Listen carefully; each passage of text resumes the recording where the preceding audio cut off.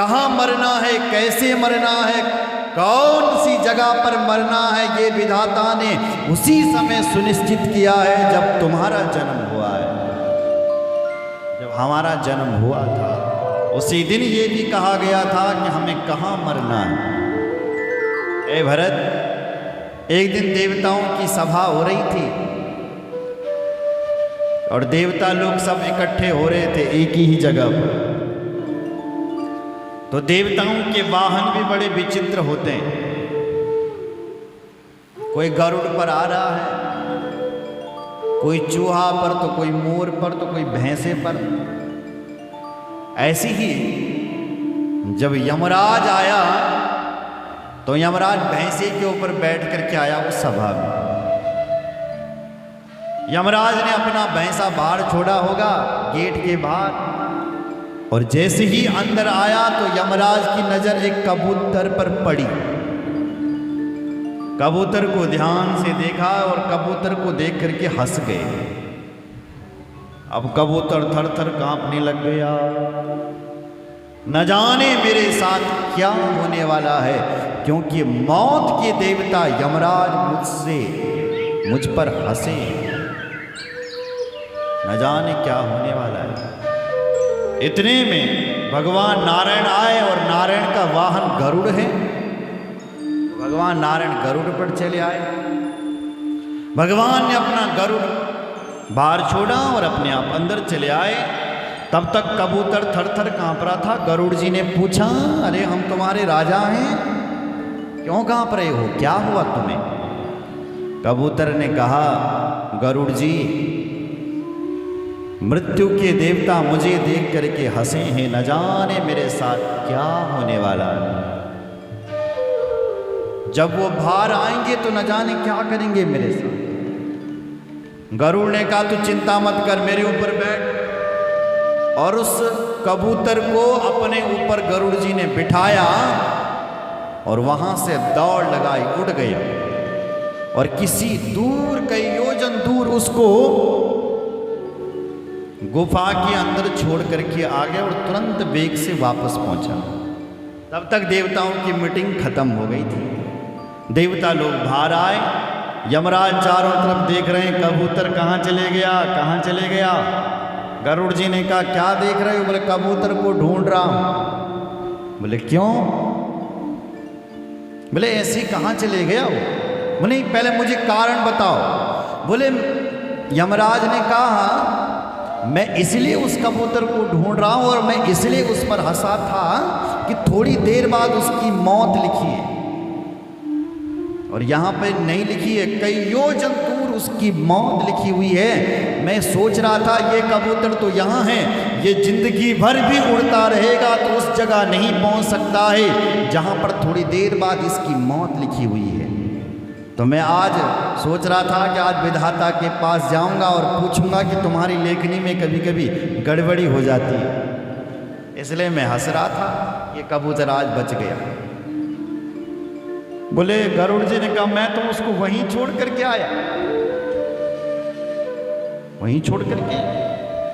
अरे देखो उसको क्या हुआ उसके साथ। तुरंत गरुड़ जी ने दौड़ लगाई, वहां पहुंचे तो क्या दिखाई पड़ा कि गरुड़ जी उसको किसी गुफा में नहीं, किसी अजगर के मुख में छोड़ करके आए थे, सर्प के मुख। तब तक सर्प ने अपना मुख बंद कर दिया, उसकी मौत हो गई। तुरंत वापस आया। गरुड़ जी ने कहा, यमराज तुमने ठीक कहा, ये वहीं पर मरा है, उसका मृत्यु का कारण मैं ही बना। विधाता की लेखनी में कभी गड़बड़ नहीं हो सकती। यही बात आज भरत से समझा रहे हैं। भरत तो रो क्यों रहा है अपने बाप के लिए? रो मत। विधाता ने पहले ही मौत सुनिश्चित की है। कहाँ मरना है, कैसे मरना है, किस लिए मरना है, किस कारण से मरना है, ये पहले से सुनिश्चित किया जाता है। भरत रो। समय बीता, कई दिन शोक में बीते, और अब गुरुदेव ने कहा कि भरत अब तुम राजगद्दी संभालो, पिता के वचन का पालन करो। तेरे पिता ने कहा वचन दिया है तेरी माँ को कि राम के लिए वनवास और भरत के लिए राजगद्दी, इसलिए तुम राजगद्दी पर बैठो। राज राजपद तुम कहु दीना, पिता वचनो फुरचा नहीं कीना। पिता के वचनों का पालन। मंत्रियों की तरफ भरत देखता है तो मंत्रियों ने भी हरी झंडी घुमा दी। माताओं की तरफ देखा तो माँ कौशल्या ने भी हरी झंडी दे दी, बेटा पालन करो, तुम ही गद्दी पर बैठो। भरत जी शोक मुद्रा में नीचे गिर पड़े। भरत जी बोले, तुम सबने तो कह दिया, क्या कोई मुझे कहने का मौका देगा? तुझे क्या कहना? भरत जी बोले, देखो, जिस भरत के नाम से कि भरत को राजगद्दी पर बिठाना, इतना मेरी मां ने केवल कहा ही था, बिठाया नहीं था मुझे। इतना कहने पर मेरे बाप की मौत हो गई, मेरा भाई के लिए 14 साल का वनवास हो गया, और कहीं तुमने मुझे राजगद्दी पर बिठा दिया तो न जाने फिर क्या होगा। इसलिए मैं इस राजगद्दी पर नहीं बैठूं। राजगद्दी मेरे भाई की है, मेरा भाई बैठेगा। और यदि मेरा राम मुझसे ये कह लेगा कि बेटा तू भाई तू बैठ, तब बैठूंगा। मुझे पहले राम से मिलना है, राम दर्शन के लिए जाना है। बिना राम दर्शन के मैं इस अयोध्या में नहीं रह सकता। मैं तो राम दर्शन के लिए जा रहा हूँ। सारी अयोध्या वासियों ने कहा, हम कैसे पीछे रहेंगे, हम भी तुम्हारे साथ जाएंगे। और आज सारे अयोध्या वासी राम दर्शन के लिए चले। चलत प्रात लकी मेरे क्यों नीके, भरत प्राण प्रिय भय सब ही के। आज भरत जी ने अयोध्या को छोड़ दिया, अयोध्या वासियों को साथ में लिया और चल रहे हैं। भरत जी बोलो जय श्री राम। चल रहे, माताएं डोली पर बैठ करके जा रही हैं, और चलते ही चलते भरत जी, रात नहीं दिन नहीं, चलते चलते भरद्वाज ऋषि के आश्रम पर पहुंच गए। भरद्वाज ऋषि से मिले, गंगा में स्नान किया। माँ गंगा में स्नान करके मांगा कि मुझे राम दर्शन हो। माँ गंगा प्रकट हो गई, बोला भरत वरदान मांगो। भरत ने हाथ जोड़ करके कहा, हे माँ गंगा, अर्थ न धर्म न काम रुचि, गति न चाहो निर्वाण, जन्म जन्म रति राम पद, यही वरदान नाम। क्या कह रहा है भरत? अर्थ न धर्म न काम रुचि, जबकि धर्म अर्थ काम मोक्ष होता है। भरत कह रहा है अर्थ न धर्म, मुझे कुछ नहीं चाहिए। क्यों जी?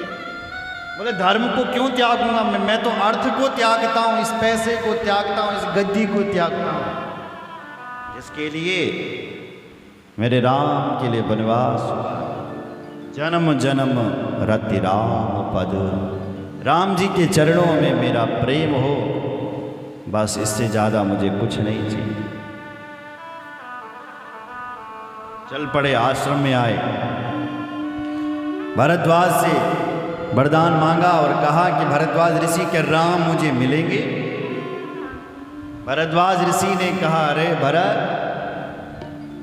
दुनिया में यदि राम सबसे ज्यादा प्रेम करता है ना भरत, तो तुझसे करता है।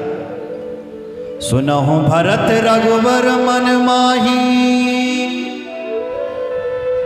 प्रेम पात्र तुम सम को नाही। अरे राम जी तो तुमसे इतना प्रेम करते हैं ना भरत।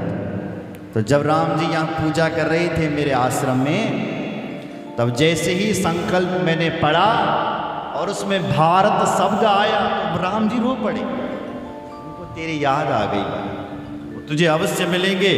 आशीर्वाद लिया और वहाँ से भरत जी राम दर्शन के लिए आगे चल पड़े। पहुँचने वाले हैं कहाँ? चित्रकूट में।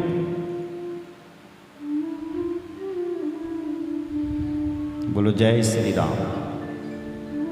वहां माता सीता को स्वप्न आया। कहाँ? चित्रकूट में। लिखा है ऐसा। अब गोस्वामी जी वहां चले गए। वहां राम रजनी लव शेषा, जागे श्री स्वप्न से देखा। वहां मां सीता ने स्वप्न देखा और स्वप्न अपने राम को सुनाया।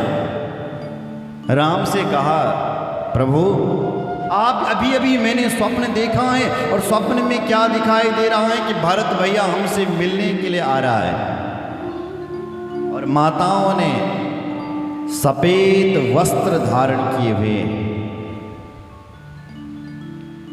और माताएं भी हमसे मिलने के लिए आ रही हैं। माँ सीता ये स्वप्न सुनाई रही थी। इतने में कहीं से लखन आ गया और लखन ने कहा, लखन स्वप्न यहाँ नीक न सोई, कठिन कुचा सुनई कोई। लखन से कहा, लखन ये स्वप्न अच्छा नहीं। इतने में किसी भील ने आवाज दी, अरे भाई भरत आ रहा है, आपसे मिलने के लिए भरत आ रहा है। और अकेला नहीं आ रहा है, भरत पूरी अक्षौहिणी सेना को लेकर के आ रहा है, धनुष बाण सहित लेकर के आ रहा है भरत। जैसे ही लखन ने ये सुना कि धनुष बाण लेकर के भरत आ रहा है तो लखन लाल जी को क्रोध आ गया। इतना क्रोध आ गया कि लखन कहने लगा कि देखो, पहले तो मेरे भाई को अयोध्या से निकाला, अब इस जंगल से भी निकालने के लिए मेरे भाई को आ गया। क्रोध भरत को मारने के लिए धनुष बाण उठाता है लखन और जाता। उठकर जोर रजायस मांगा, मनहु वीर रस सोवत जागा। मनहु वीर रस सोवत, जैसे बीरस अभी तक सोवा हुआ हो, बीरस खड़ा हो गया और जाग गया। जिमिकर निकर तू नहीं मृगराजू, ले लपेटी लवा जिमि बाजू। आज भरत को मारने के लिए लखन चल पड़ रहा है। मेरे भाई को मारने के लिए आया ये भरत, जिंदा नहीं छोड़ूंगा, भरत को मार डालूंगा। जो सहाय शंकर आई तो मारे वो रन राम दुहाई। आज यदि इसी भरत को बचाने के लिए शंकर भी आया तो भी इस भरत को नहीं छोड़ूंगा, मार डालूंगा इस भरत को, मैं राम की सौगंध लेता हूं। और उठाया धनुष और निकल पड़ा। जैसे ही धनुष पर बाण रखने वाला था और बाण छोड़ने वाला था, ऐसी ही आकाशवाणी हो गई। आकाशवाणी ने कहा, सहसा कर पाछे पछताई, करहि वेद बुध ते बुध नाही। सहसा कर पाछे पछताई। रुको रुको रुको। जो लोग आवेश में आकर के काम करते हैं वो बाद में बहुत पछताते हैं। जो लोग हड़बड़ी में काम करते हैं, जल्दबाजी में काम कर देते हैं, वो बाद में पछताते हैं।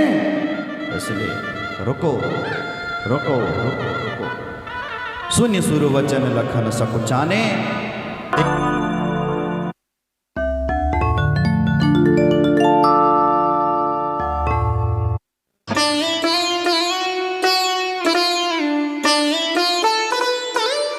अरे सामने आया तो भरत परिक्रमा करके, दंडवत परिक्रमा करके राम के पास आ रहा है। राम ने देखा मेरा भरत आ रहा है, राम भी दौड़ करके आए और भरत जी से मिले। बोलो जय श्री राम। दोनों भाइयों ने आपस में भेंट की।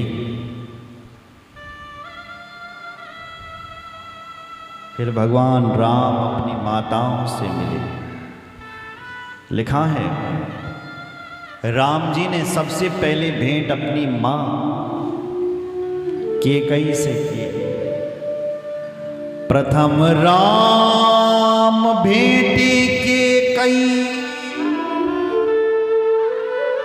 सरल सुभाय भगति मति भई। पग परिकीन प्रबोध बहोरी, काल करम विधि सिर धर रोए। मां केकई से पहली भेंट की तो मां केकई रोने लगी।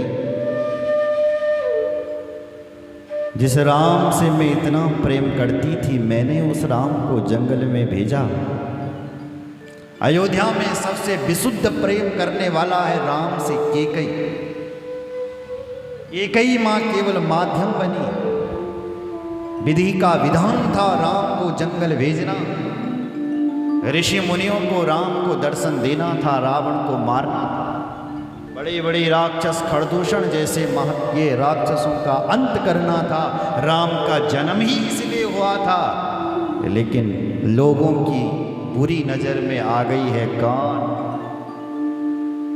मां केकई। राम की नजरों में नहीं आई।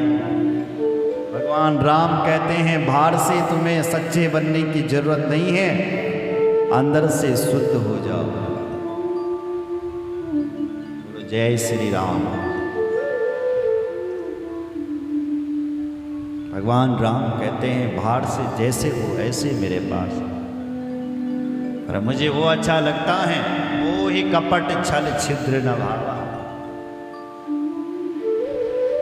कपटी लोग मुझे अच्छे नहीं लगते। बोलो जय श्री राम। जय श्री राम। उसके बाद भगवान राम अपने गुरुदेव से मिले। कई दिन बीते, माताओं से भेंट हुई, दोनों भाइयों से भेंट हुई, शत्रुघ्न से भेंट हुई, समय बीता। अब भरत जी ये कैसे बोले कि तुम अयोध्या चलो? राम तो वचन का दृढ़ है ना, ये तो मर्यादा पुरुषोत्तम है ना, कैसे बोले? तो वशिष्ठ जी से कहा गुरुदेव आप बोलो राम के लिए कि भरत चाहता है कि तुम घर चलो और राजगद्दी संभालो, भरत को नहीं चाहिए राजगद्दी। तब वशिष्ठ जी बोल रहे हैं भरत बिने सादर सुनिया, करो विचार बहो। करब साधु मत लोक मत, निपनय निगम निचो। हे राम जी, ये भरत चाहता है, देखो वशिष्ठ जी क्या कह रहे हैं कि आप अयोध्या की राजगद्दी पर बैठो, भरत नहीं बैठेगा। पर हे राम सावधान, आप वही करना राम जो लोक मत हो, समाज मत हो, साधु मत हो, राजनीति मत हो।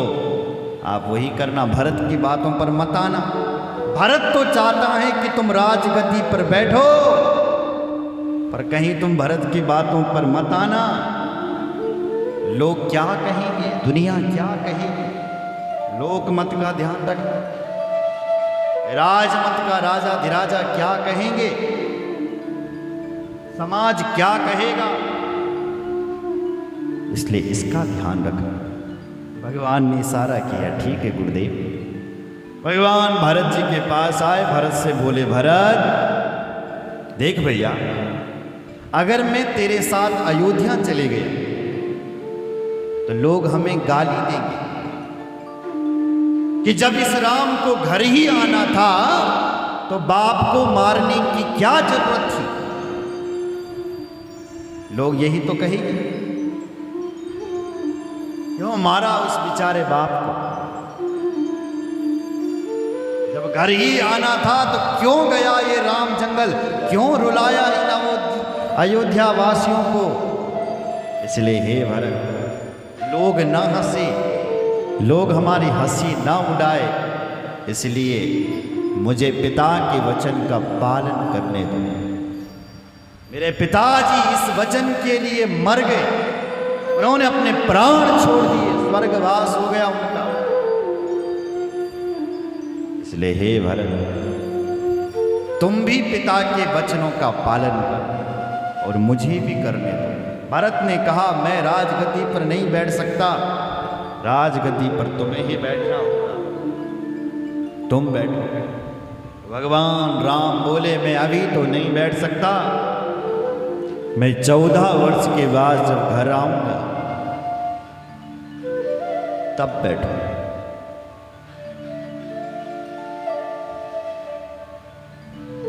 बोलो जय श्री राम। जय श्री राम। इसलिए भरत तुम बैठो। भरत जी ने कहा, प्रभु मैं तो नहीं बैठ सकता, आप मुझे अपनी चरण पादुका दीजिए, मैं उनको उस राजगद्दी पर बिठाऊंगा और 14 वर्ष तक आपका इंतजार करूंगा।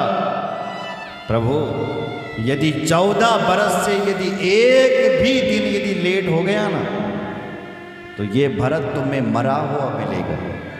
कल आप कथा सुनेंगे, कल कथा का विराम है। भगवान राम के जब 14 साल पूरे हुए और केवल 10 मिनट बाकी थे तो भरत तब तक आग जला करके बैठा था, चिता बना करके बैठा था। यदि मेरे भगवान राम यदि एक घड़ी लेट आ गया तो ये भरत मर जाएगा। कल आप सुनेंगे, हनुमान जी जाते हैं, देख करके आते हैं क्या कर रहा है भरत तब तक चिता जला करके बैठा है। इसलिए राम ने एक भी दिन विलंब नहीं किया। कहा भरत ने एक भी दिन विलंब हो गया तो भरत तुम्हें मरा हुआ मिलेगा। इतना कह करके राम की चरण पादुका को लेकर के सिर में रखा और सारे अयोध्या वासियों को लेकर के अयोध्या में पधारा। राम के सिंहासन पर, राज सिंहासन पर राम की चरण पादुका को रख दिया। उससे आज्ञा लेता है तब काम करता है। अपने आप भरत महलों में नहीं रहता है, नंदी ग्राम में जा कर के रहता है। सोच रहा है कि मेरा भगवान तो जमीन पर सो रहा होगा ना, क्या मैं भी जमीन पर सोऊंगा? यदि मैं जमीन पर सो गया तो राम और सेवक का आसन बराबर हो गया। क्या करूं? बोले मुझे खड्डा खोदना चाहिए। तो भरत जी खड्डा खोदते हैं, उसके अंदर विश्राम करते हैं, जमीन पर भी नहीं सोता। ये मर्यादा भरत की है। इतना भरत, इतना राम ने सहा, उससे दुगना कष्ट भरत ने सहा। ये राम स्वरूप है साक्षात भरत। बोल रामचंद्र भगवान की जय। इस प्रकार से भरत मिलाप हुआ। आगे भगवान अब चित्रकूट से अपनी यात्रा को प्रारंभ करते हैं। देखते हैं राम जी कहाँ कहाँ जाते हैं। आइए, उससे पहले कुछ प्रवचन कल का इस प्रकार से विदाई होगी, वो हम माँ भगवती डोली उपासक से सुनेंगे और उसके बाद कथा को आगे। बोल रामचंद्र भगवान की जय। जय सिया राम, जय जय सिया राम, जय सिया राम, जय